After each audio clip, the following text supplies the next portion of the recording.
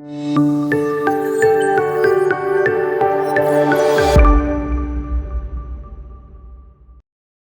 ఇప్పుడు న్యాచురల్‌గా బిహేవ్ చేయడం అనేది ఎందుకు అందరికి సాధ్యపడట్లేదు? ఫర్ ఎగ్జాంపుల్ ఇప్పుడు కొంతమంది అమ్మాయిలు, అబ్బాయిలను చూస్తూ ఉంటాం. వాళ్ళ బాడీ లాంగ్వేజ్ కూడా ఎదుటి వాళ్ళు నన్ను చూస్తున్నారు ఏమనుకుంటారో, లేదు ప్రాపర్‌గా ఉండాలి.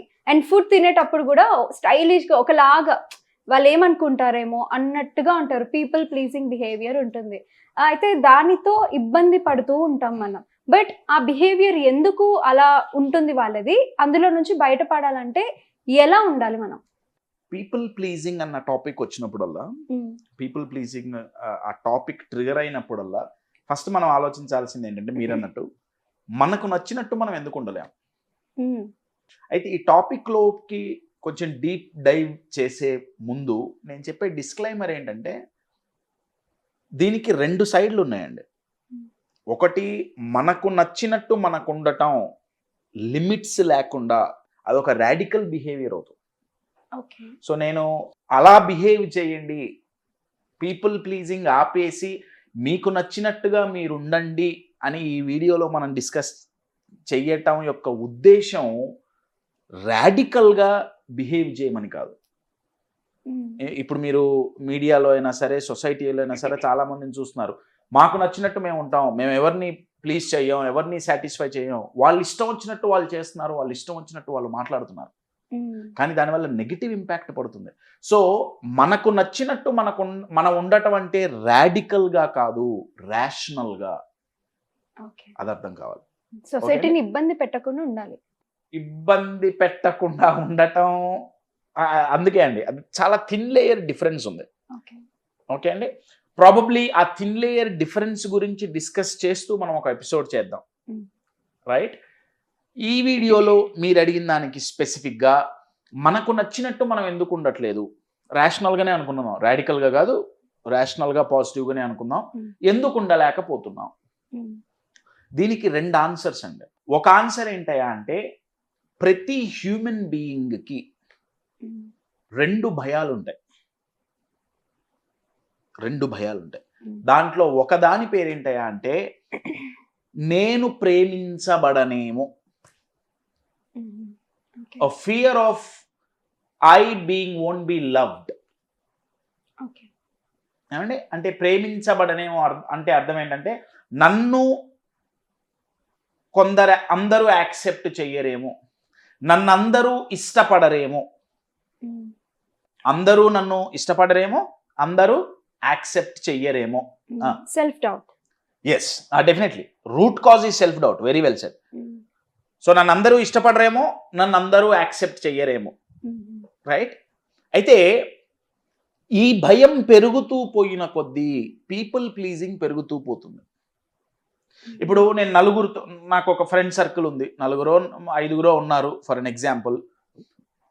నేను నాలాగుంటే వాళ్ళు యాక్సెప్ట్ చెయ్యరేమో, సో వాళ్ళతో ఈజీగా కలిసిపోవాలి అంటే ఈజియెస్ట్ వే ఏంటి, వాళ్లకు నచ్చినట్టు బిహేవ్ చేయటం, ఆర్ వాళ్ళ లైక్స్ని మన లైక్స్గా మార్చుకోవటం. ఎవరికడికి వాళ్ళకి డ్రెస్సింగ్ స్టైల్ ఇష్టం, సో నేను ఆ రకంగా డ్రెస్ వేసుకుంటా. వాళ్ళకి ఇలా మాట్లాడటం ఇష్టం, నేను అలా మాట్లాడతా. వాళ్ళకి ఫుడ్ హ్యాబిట్స్ ఇష్టం, సో నేను అది తింటా. Your getting my point? దీనికి కోర్ అంటే అవతల వాళ్ళకి నచ్చినట్టు ఉండటం తప్ప కాదండి. ఇక్కడ ఏంటంటే మనల్ని మనం కోల్పోతున్నామా లేదా అది ఆలోచించుకోవాలి. ఏమండి, నేను మీకు ఒక ఎగ్జాంపుల్ ఇస్తా.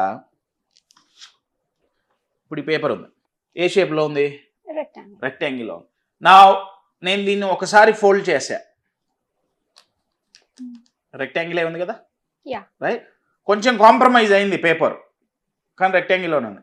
ఇంకొంచెం కాంప్రమైజ్ అయింది, కానీ రెక్టాంగిల్లోనే ఉంది. ఇంకొంచెం కాంప్రమైజ్ అవుతుంది.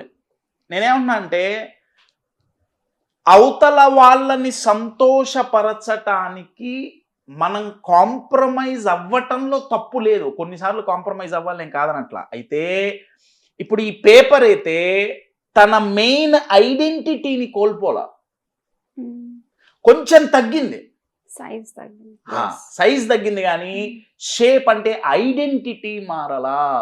అవతల వాళ్ళని సంతోష పెట్టటం, అవతల వాళ్ళ మొహంలో సంతోషం చూడటం, దానికి ఉపయోగపడేటట్టు కొన్ని పనులు చేయటం ఒక అద్భుతమైన క్వాలిటీ అండి. అయితే అలా చేసేటప్పుడు మన ఐడెంటిటీ, మన సెల్ఫ్ రెస్పెక్ట్ కోల్పోకూడదు. You're getting it? సో ఇది షేప్ మారలా, సైజ్ తగ్గిందంటే కొంచెం కాంప్రమైజ్ అయింది, కానీ ఇట్ కెన్ గో బ్యాక్ అండి.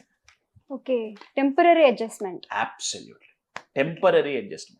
అయితే మీరు అడిగిన దాంట్లో పీపుల్ ప్లీజింగ్ లో వాళ్ళని వాళ్ళు కోల్పోతారు. వాళ్ళ మైండ్, వాళ్ళ స్మైల్ న్యాచురల్ గా ఉండదు, బాడీ లాంగ్వేజ్ న్యాచురల్ ఉండదు, ఏ ఒక్కటి న్యాచురల్ గా ఉండదు. వాళ్ళకి నవ్వు వస్తే నవ్వలేరు, ఏడుపు వస్తే ఏడవలేరు, కరెక్ట్. ఒకటి ఎక్స్ప్రెస్ చేయాల్సి వస్తే ఎక్స్ప్రెస్ చేయలేరు. వాళ్ళ మైండ్లో 24 గంటలు నడిచేది ఏంటంటే అవతల వాళ్ళు ఏమనుకుంటున్నారో. ఓవర్ గా సప్రెస్ అయిపోతారు, కానీ ఓపెన్ చేసి మాత్రం చెప్పరు. అట్లీస్ట్ చెప్పనవసరం లేదు, బట్ బిహేవ్ కూడా చేయలేరు. అవునండి. సో దీనికి రీజన్ ఏంటి, సైకలాజికల్ రీజన్ ఏంటి, నేను మీకు ఎక్స్ప్లెయిన్ చేసా కదా. నేను ప్రేమించబడనేమో అన్న భయం. ఓకే, నాకు నలుగురు ఉండరేమో, రైట్. అయితే దీన్ని ఇంకా మంచిగా ఎక్స్ప్లెయిన్ చేయడానికి దీనికి సైకాలజీలో ఒక పేరు పెట్టారండి. దాని పేరేంటయా అంటే బ్యాండ్ వ్యాగన్ ఎఫెక్ట్ అంటారు. ఓకే అండి, band wagon effect. Band wagon effect అంటే అర్థం ఏంటంటే, ఇది దగ్గర దగ్గర 1848, 1850 ఆ టైంలో ఈ పేరు ఇవ్వటం జరిగింది. బేసిక్గా బ్యాండ్ వ్యాగన్ అంటే ఏంటంటే, ఒక పెద్ద వ్యాగన్ ఉండేది, మీకు స్క్రీన్ మీద ఫోటో కనిపిస్తుంది, రైట్. ఆ వ్యాగన్లో ఒక మ్యూజికల్ బ్యాండ్ వెళ్తుండేది. ఆ musical band very famous musical band, వాళ్ళు సర్కస్ అవన్నీ చేస్తుండేవాళ్ళు. ఏమండి, వాళ్ళు ఆ రోజుల్లో 1850 టైంలో వాళ్ళు ఏది చేస్తే అది సెన్సేషన్గా మారింది. వాళ్ళలాగా పేరు ప్రఖ్యాతలు సంపాదించుకోవాలనుకున్న వాళ్ళందరూ ఏం చేసేవాళ్ళంటే, వాళ్ళు ఏం చేస్తే మిగతా వాళ్ళు చేసేవాళ్ళు. అర్థమవుతుందా? వాళ్ళు ఏ డ్రెస్ వేసుకుంటే చాలా మంది అదే డ్రెస్సింగ్ స్టైల్ ఫాలో అవటం, హెయిర్ స్టైల్ ఫాలో అయిపోవటం, మాట్లాడే విధానం సేమ్. ఆ రోజుల్లో ఇంగ్లీష్లో ఒక ఇడియోమ్ వచ్చింది, ఇప్పుడు కూడా ఉంది. ఆ ఇడియోమ్ ఏంటంటే join the wagon or jump into the wagon అని అర్థం దానికి. అంటే ఆ వ్యాగన్ అనేది, ఆ బ్యాండ్ వ్యాగన్ అనేది చాలా ఫేమస్ కాబట్టి వాళ్ళలాగా నాకు అది రావాలి అని చెప్పి వాళ్ళు చేసేదే మనం చేయటం మొదలుపెట్టారు. సో దానికి బ్యాండ్ వ్యాగన్ ఎఫెక్ట్ అని పేరు పెట్టారు. దానికి పీపుల్ ప్లీజింగ్ కి సంబంధం ఏంటయ్యా అంటే, ఇప్పటికీ ఆ బ్యాండ్ వ్యాగన్ ఎఫెక్ట్ ఉందండి. బ్యాండ్ వ్యాగన్ ఎఫెక్ట్ కి ఇప్పుడు పేరు మార్చారు, ట్రెండింగ్ అన్న పేరు పెట్టారు. పొలిటికల్ పార్టీస్ ఒక వ్యాగన్ నుంచి ఇంకో వ్యాగన్కి వెళ్ళిపోతున్నాయి. పొలిటికల్ పార్టీస్ కాదు, పాలిటిక్స్ లో ఉండే వ్యక్తులు. పార్టీ షిఫ్ట్ అవుతుంది కదా, వ్యక్తులు షిఫ్ట్ అవుతుంటారు. ఫ్యాషన్ లో చూడండి, సేమ్ బ్యాండ్ వ్యాగన్ ఎఫెక్ట్. ఒక ఏరియాలో ఒకటి బాగా సుప్రసిద్ధమైతే ఆ బట్టలు ఎట్లున్నా సరే అది అందరూ అవి వేసుకోవడానికి ఇష్టపడుతుంటారు. అదే బ్యాండ్ వ్యాగన్ ఎఫెక్ట్ అండి. విరాట్ కోహ్లీ ఒకవైపు షేవ్ చేస్తే ఆయన ఎందుకు చేసుకున్నాడు అనేది ఎవరికి తెలియదు, వీళ్ళు కూడా షేవ్ చేస్తారు. అర్థమవుతుందా? ఆయన గడ్డం బాగా సూట్ అయింది, వీడికి గడ్డం సూట్ అవుతుందో లేదో తెలియదు, కానీ వాడు పెట్టుకున్నాడు కాబట్టి వీడు పెట్టుకున్నాడు. అర్థమవుతుందా? రైట్. అయితే నలుగురికి నచ్చాలనుకోవటంలో తప్పు లేదండి. నేను ఇందాక నుంచి చెప్పేది అదే, నలుగురికి నచ్చాలనుకోవటం ఎప్పుడూ తప్పు కాదు. నలుగురు నన్ను ప్రేమించాలనుకోవటం తప్పు కాదు. నలుగురు నన్ను అభిమానించాలి, అభినందించాలి, నన్ను యాక్సెప్ట్ చేయాలి అని కోరుకోవటం తప్పు కాదు. అయితే అది సమకూర్చుకునే ప్రాసెస్లో మనల్ని మనం కోల్పోవటం, మనల్ని మనం కోల్పోయినప్పుడు లాంగ్ రన్లో ఏమవుతుందంటే, ఎవరి కోసమైతే చేశామో వాళ్ళు ఉండొచ్చు, ఉండకపోవచ్చు. వాళ్ళు వెళ్ళిపోయిన తర్వాత లైఫ్లో నుంచి మనకేమనిపిస్తుందంటే వాళ్ళ కోసం నన్ను నేను కాంప్రమైజ్ అయ్యి నేను ఎంతో చేశా, ఇప్పుడు వాళ్ళు వెళ్ళిపోయారు, నేను కూడా లేనుగా ఇప్పుడు. You're getting my point. So మనకు నచ్చినట్టు మనం ఉండాలి అంటే పీపుల్ ప్లీజింగ్ పోవాలి. పీపుల్ ప్లీజింగ్ పోవాలి అంటే నాకు కనెక్షన్ అండ్ లవ్ దొరుకుతుందో దొరకదేమో అన్న భయం పోవాలి. ఆ భయం పోవాలి అంటే ఇందాక చెప్పినట్టు ఐ వోంట్ బి లవ్డ్ అనే ఈ ఫియర్ పోవాలి. ఈ ఫియర్ పోవాలంటే ఏం చేయాలి? మీరు చెప్పిన ఏకైక బ్రహ్మాస్త్రం సెల్ఫ్ డౌట్ పోవాలి. సెల్ఫ్ డౌట్ పోవాలంటే ఏం ఉండాలి? సెల్ఫ్ రెస్పెక్ట్ ఉండాలి. అప్పుడు న్యాచురాలిటీ బయటకు వస్తుంది. అబ్సల్యూట్లీ. అప్పుడు న్యాచురల్గా మనకు నచ్చినట్టు మనం ఉంటాం. అయితే నేను ఇందాక స్టార్టింగ్లో చెప్పినట్టు దీనికి ఒక బోర్డర్ ఉంటుంది. రాడికల్గా వెళ్ళకూడదు. నాకు పేర్లు చెప్పడం ఇష్టం లేదు. ఇప్పుడు సొసైటీలో చాలామంది అలా రాడికల్గా వెళ్ళిపోయారు. వాళ్ళకి నచ్చినట్టు వాళ్ళు ఉంటున్నారు. సో ఆ లిమిట్స్ ఏంటి? ఆ రాడికల్గా వెళ్లకుండా ర్యాషనల్గా ఉండటం ఏంటి అనేది మనం ఇంకొక వీడియోలో డిస్కస్ చేద్దాం. ఇంట్రెస్టెడ్ పీపుల్ మీరు పార్ట్ 2 కావాలనుకుంటే మీరు కామెంట్ బాక్స్లో టైప్ చేయండి. ఒక సింపుల్ ఎగ్జాంపుల్ చెప్పాలంటే ఒసామా బిన్ లాడెన్ తనకు నచ్చింది తాను చేశాడు. తనకు నచ్చినట్టు తాను ఉన్నాడు. నేను అది అందుకే అంటున్నా రాడికల్.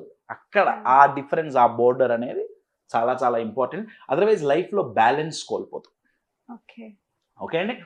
సో పీపుల్ ప్లీజింగ్ దానికి కారణం ఐ వోంట్ బి లవ్డ్ అనే భయం. విరుగుడు, మందు, రెమెడీ సెల్ఫ్ రెస్పెక్ట్. అందరం ఎందుకు సక్సెస్ అవ్వలేకపోతున్నాం? దాంట్లో మేజర్ కారణం ఏంటయ్యా అంటే మనం చేతగాని వాళ్ళం అని